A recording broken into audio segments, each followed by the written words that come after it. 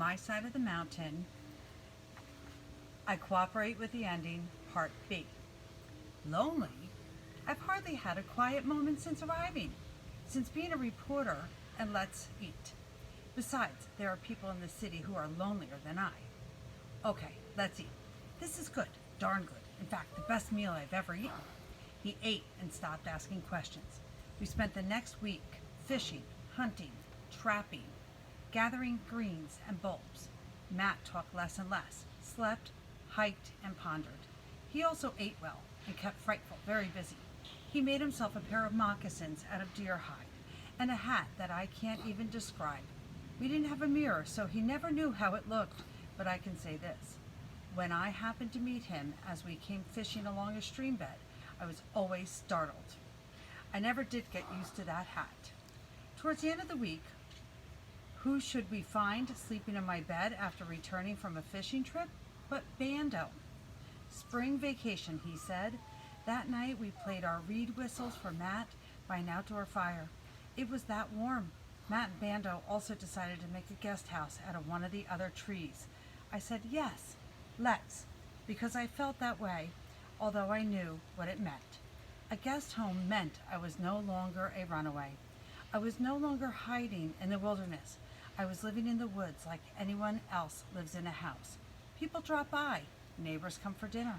There are 3 meals to get, the shopping to do, the cleaning to accomplish. I felt exactly as I felt when I was home. The only difference was that I was a little harder to visit out here, but not too hard. There sat Matt and Bando. We all burned and dug out another hemlock. I worked with them, wondering what was happening to me. Why didn't I cry no? What made me happily build a city in the forest? Because that is what we're doing. When the tree was done, Bando had discovered that the sap was running in the willow trees and the limbs were just right for slide whistles. He spent the evening making us trombones. We played them together, that word together. Maybe that was the answer to the city. Matt said rather uncomfortably just before bedtime, there may be some photographers in these hills. Matt, I hardly protested. What did you write? It was Bando who pulled out the article. He read it, a few follow-ups and comments from many other papers. Then he leaned back against his leaning tree as it had come to be and puffed silently on his pipe. Let's face it, Thoreau, you can't live in America today and be quietly different.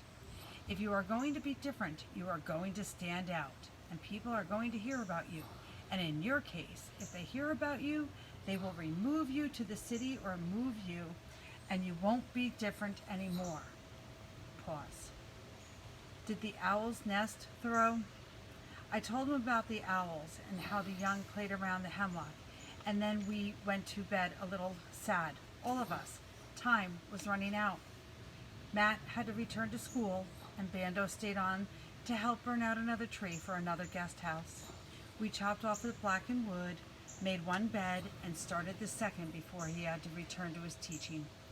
I wasn't alone long. Mr. Jacket found me. I was out on the raft, trying to catch an enormous snapping turtle. It would take my line, but when I got its head above water, it would eye me with those cold, ancient eyes and let go. Frightful was nearby. I was making a noose to throw over the turtle's head the next time it surfaced, when Frightful lit on my shoulder with a thud and a hard grip. She was drawn up and tense, which in her language said, people, so I wasn't surprised to hear a voice call from across the stream. Hi, Daniel Boone. What are you doing? There stood Mr. Jacket. I'm trying to get this whale of a snapper, I said in such an ordinary voice that it was dull. I went on with the noose making, and he called to me, hit it with the club. I still couldn't catch the old tiger, so I rafted to shore and got Mr. Jacket. About an hour later, we had the turtle, had cleaned it, and I knew that Mr. Jacket was Tom Seidler. Come on up to the house, I said, and he came on up to the house, and it was just like after school on 3rd Ave. He wanted to see everything, of course, and he didn't think it unusual, but he got over it in a hurry and settled down to helping me prepare for the meat for the turtle soup. He dug the onions for it while I got it boiling in a tin can. Turtle is as tough as rock and has to be boiled for hours before it gets tender. We flavored the soup with hickory salt and cut a lot of Solomon seal tubers into it. Tom said it was too thin, and I thickened it with mashed up nuts. I had run out of acorn flour. I tried some orris root in it. Pretty fair. Want to stay and eat it and spend the night? I asked him somewhere along the way, and he said sure, but added that he better go home and tell his mother. It took him about 2 hours to get back, and the turtle was still tough. So we went out to the meadow to fly Frightful. She caught her own meal. We tied her to the perch and climbed in the gorge until almost dark. We ate turtle soup. Tom slept in the guest tree. I lay awake wondering what had happened. Everything seemed so everyday. I liked Tom, and he liked me, and he came up often, almost every weekend. He told me about his bowling team and some of his friends, and I began to feel I knew a lot of the people in town below the mountain. This made my wilderness small. When Tom left one weekend, I wrote this down. Tom said that he and Reed went into an empty house, and when they heard the real estate man come in, they slid down the laundry chute to the basement and crawled out the basement window. He said a water main broke and flooded the school grounds, and all the kids took off their shoes and played baseball in it. I drew a line through all this, and then I wrote, I haven't seen the Baron Weasel.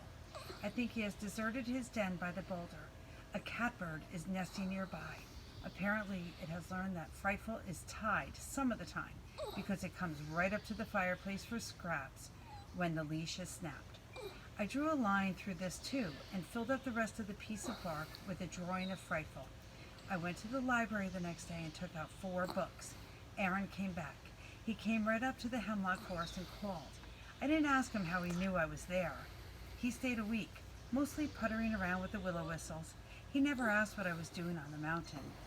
It was as if he already knew, as if he had talked to someone or read something and there was nothing more to question.